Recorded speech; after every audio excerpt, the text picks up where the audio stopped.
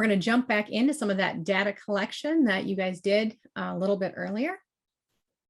Yes, and thank you so much, Cassie, for that wonderful presentation. Now that we have some data, we're going to talk about how this can be done and what some of your feedback was. We're going to move to the next slide. Okay, so in the I'm going to explain a few things that you should see in the presentation that was shared with you. I took some of the responses that you all gave me, and I actually put it into the slide presentation. So everyone. I can pull that up, Lucretia. Hold on just 1 second. Because I had already shared it once, we'll just go ahead and exit out of this real quick, and I'll open it back up. Thank you. I didn't want to have you. Oh gosh, no problem. Okay. There we go. It just took me a minute. Okay. I got to figure out which button. Thank you. I didn't want to. I didn't want to make it a little bit. No problem. Thank you so much. So now we have our responses, and I wanted. We wanted to make sure that you guys can see how this can be done. True enough, you all were thinking about maybe a student that may use some of these tools and giving it a number of how often maybe they would use it. Now, in general, we would not recommend you to just guess a number, right, when you're working with your students. But think about this from the perspective of this being one student that we are inputting data for. So if it was Cassie and she filled out this survey, she would be thinking about her student name, Little Carson. I'll just say Little Carson. So Little Carson, she's filling it out, thinking about this week, how did Little Carson access these tools? How did she complete her work? And then Kathy, she filled it out with a week in mind, and she's still thinking about Little Carson. And so as we are working with our children or our students, we want to think about how we can actually collect data and we can input it in a way that we can go back to, and we can look at some of these percentages, and it may be a quick at a glance, easier visual for us to look at to see how they're doing and to communicate that with other team members. Also, when there are a variety of staff that work with children, and maybe the special ed teacher is with that student 1 hour throughout the day or an hour and a half throughout the day, but that student may go to other classrooms, and we need to get data from how that student is using various tools in those settings. This could be a quick survey that you send out to other staff members and people who you collaborate with, and then you can collect data on how often something is being used. But the first question was, what is the % of tasks being completed by the student each week in the area that was identified? So let's say a student has problems with or some difficulty with writing or with reading. So thinking about the area that they are having difficulty with, how often are they actually completing work? And then moving on to the next slide, looking at how often text-to-speech was used during that particular week. So we see some differences on how often text-to-speech may have been used. And for our green, that's 6 to 10. So this student is using text-to-speech quite a bit. We see that how often did they use it? 1 to 2 times a week? Well, that was a nice chunk as well. So what I'm trying to get at is that this is a nice way for us to really process information that gives a good picture of how often students are using tools. When we determine that assistive technology is needed for a student, it doesn't do us a lot of good if they're not using it consistently. And if we cannot give that information, if we can't put a number on it, if we don't have that data right at our fingertips to be able to say how often how often they've been using it. Do we really know? Have we really been monitoring it? And so we want to make sure that we're working at collecting some type of information in a variety of different ways so that we can make good determinations. Is it appropriate? Is it not appropriate? Do we need to go back and trial some other things? But if we don't monitor the consistency that assistive technology is being used, then it makes it harder for us to gauge whether or not it was appropriate. If a student is not making progress towards their goals, we don't want to just say that, oh, that AT didn't make a difference. Where were they using it? So things like that. So it was an opportunity for you all to see how quickly you can enter data about what is being used, what's not being used, and then even for the students' ability to complete work. Are they getting their work done? Because if they're not getting their work done or completing tasks, and then you're looking at how often they're using various tools that were meant to complete the task, then you have some really good data for yourself to say, wow, I really need to up it some with their access to the tools that they need to succeed. Okay. All right. Okay, so we have a sample here from Text Help. Google Read and Write is a really nice product or company that, or I'll say Text Help is a company, but Google Read and Write is one of their huge products that a lot of people use. And it also encompasses a variety of tools that students use to help with reading, writing, study skills, and things like that. They provide and embed analytics within their software that can drill down to how often various tools are being used. So depending on if you're looking at a particular group within your district, and you want to gauge how often some of these tools are being used, that's just a nice way for you to look and make comparisons when you're talking about achievement in student performance and how well students are closing the achievement gap and things like that between various groups in your districts.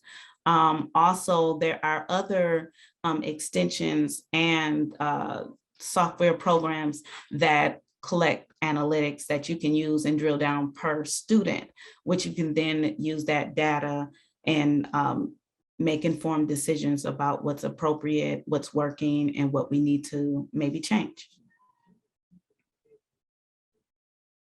Okay, here I have a few snips of, basically this is something that I had worked on when I was taking courses with assistive technology, and in my thesis, I talked about data collection. So this was close to heart, right?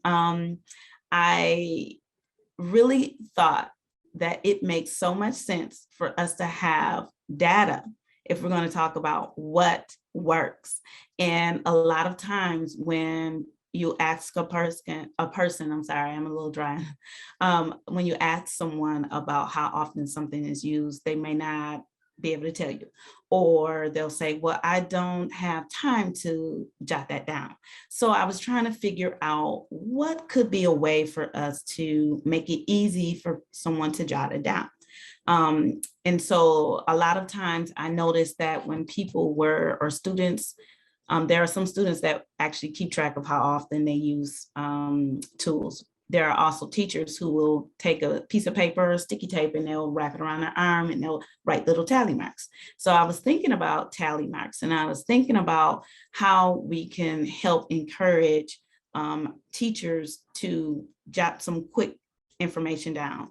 And so with this, I just created a few little snips from the larger sheet of paper, but it's a little key that talks about how we can document whether or not a tool was used.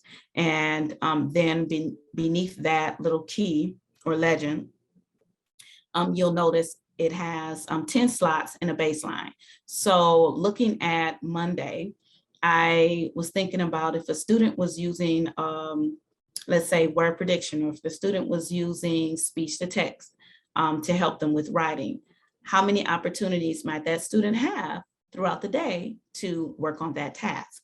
And so I just put down 10 opportunities because there's so many different opportunities children have to do particular tasks, especially writing. So out of these opportunities, my thought was I could just make a little slash to say that he used the tool.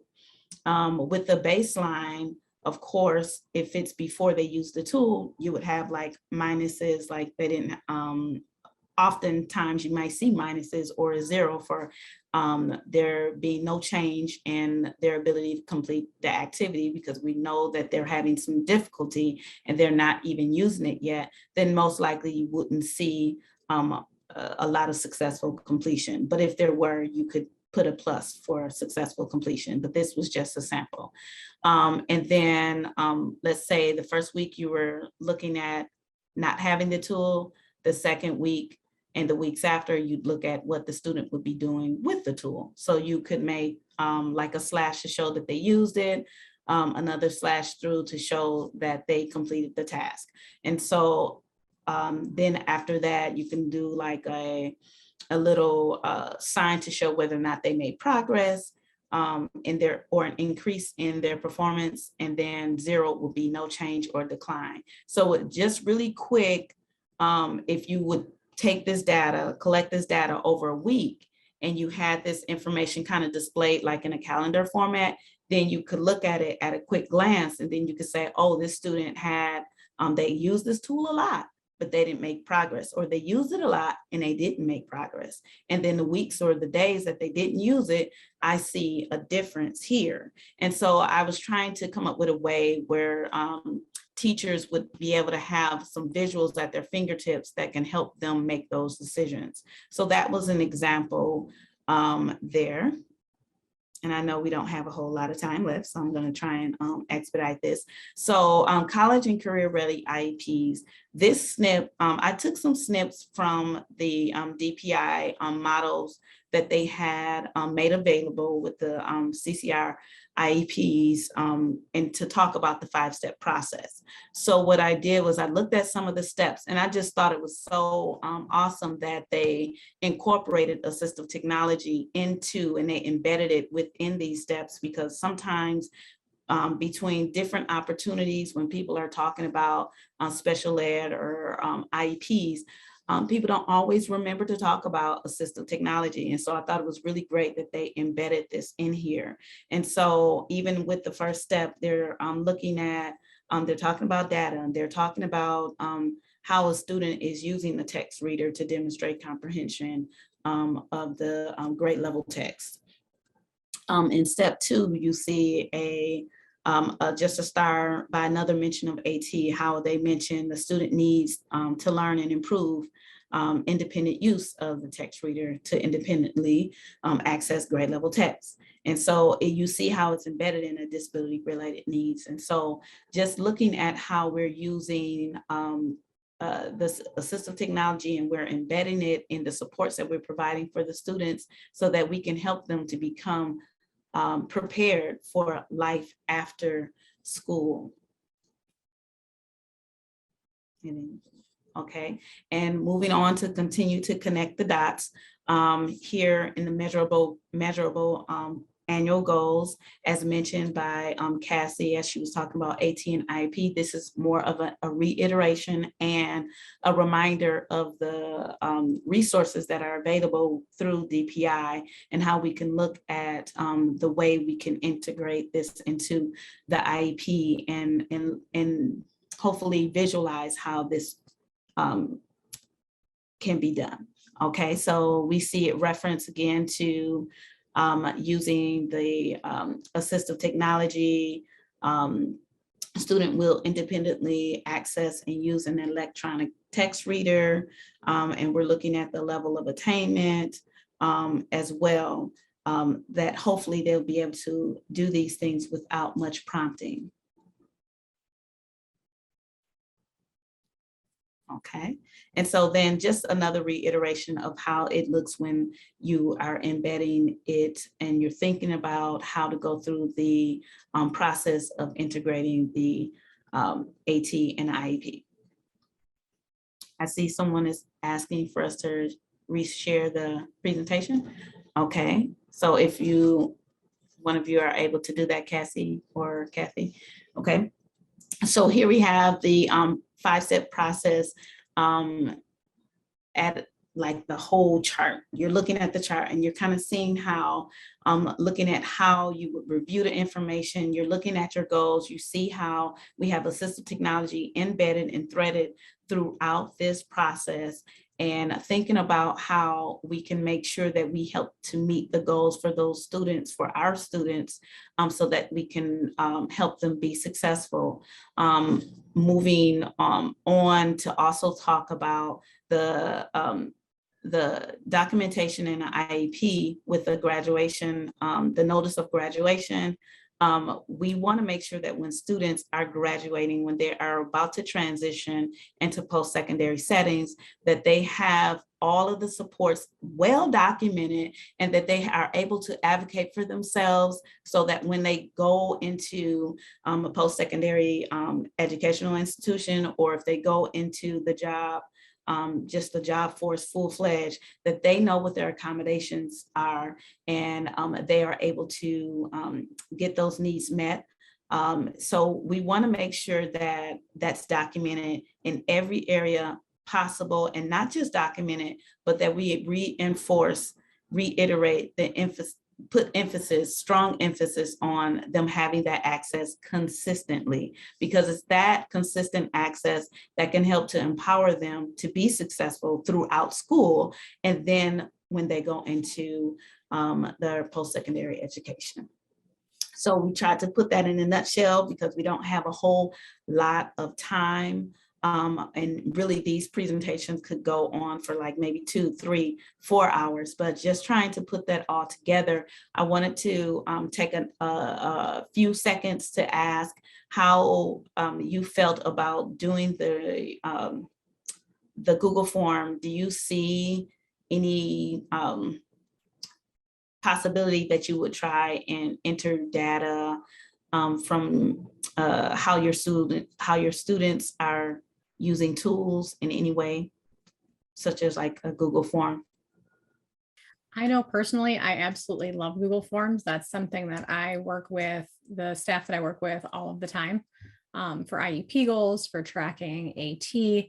It's one of the easiest ways to have multiple people entering data at one time. So I think that was a great example. Laura, she chimed in, she said, yep, it's a great idea. I used to use them all the time as a teacher too, because when you can't get to your students, you can send that Google form and say, not only did they use it, but to what extent today do they use it? Was there less spelling errors, those kind of things. So really looking at not only the use, but, the effectiveness of the use too. So it's a great way to do that, and to collect data with a large group of people. Yes, and I would say that there was a teacher a couple of years ago that, and I would want to give him a shout out, but he's not here, so I don't want to put him on the spot if he doesn't expect that his name is going to be statewide. So the thing is, he did such a really good job. I walked in his classroom and he actually had several Google Forms up, and he was looking at a particular goal that the students were supposed to be meeting. And so he would call a student over and he would do a quick assessment, and then he was answering, he was submitting the responses. So yes, the responses were all, he was doing them all, but what he was doing was creating a very big data trail. And so doing that weekly, now he has all of this data at his fingertips, then he can go through and he can put that in the portfolio. He can use that as evidence. And when we're talking about evidence, when we're talking about verifying that you actually were using these tools, or the students were making progress towards their goals, that is so powerful.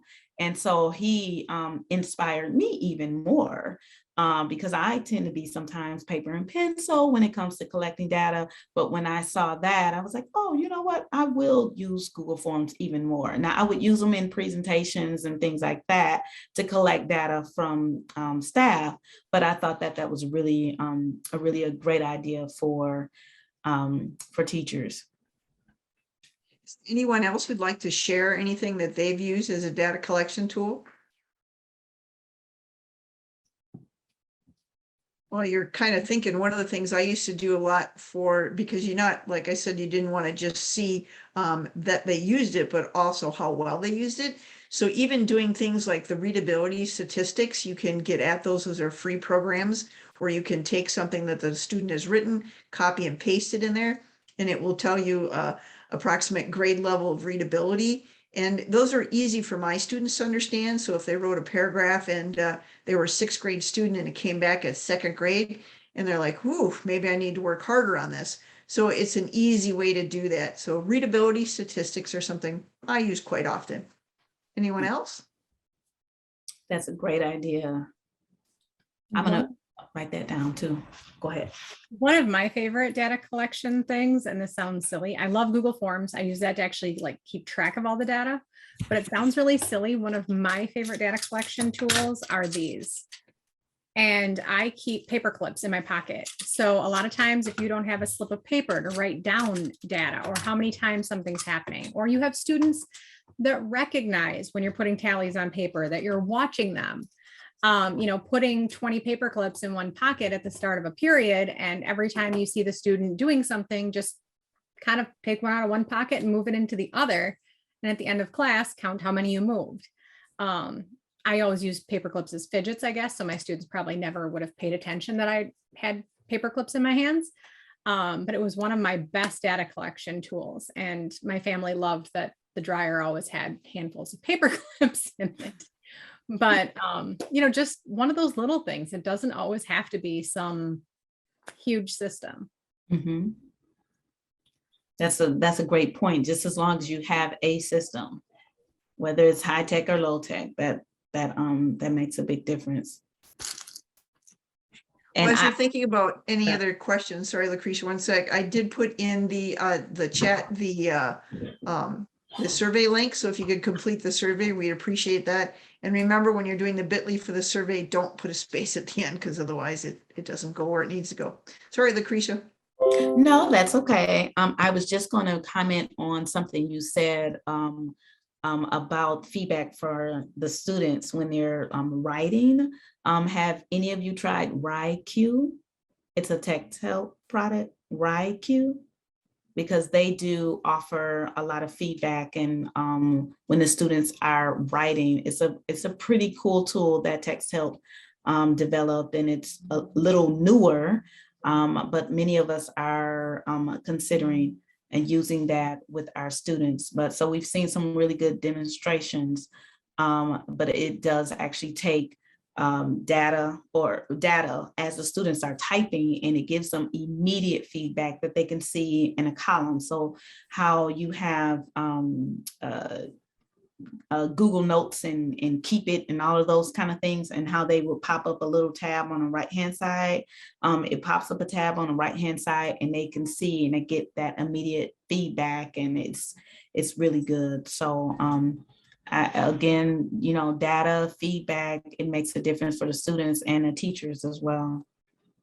As we're wrapping up, I think that's a great point, because a lot of the programs that we use and our students use have built-in analytics and data. And a lot of times we just don't either know they're there or kind of develop a habit of using them. So I think that's just a great point, because I can think of the majority of the programs that I know our students use has some form of data collection built right in. So that's awesome.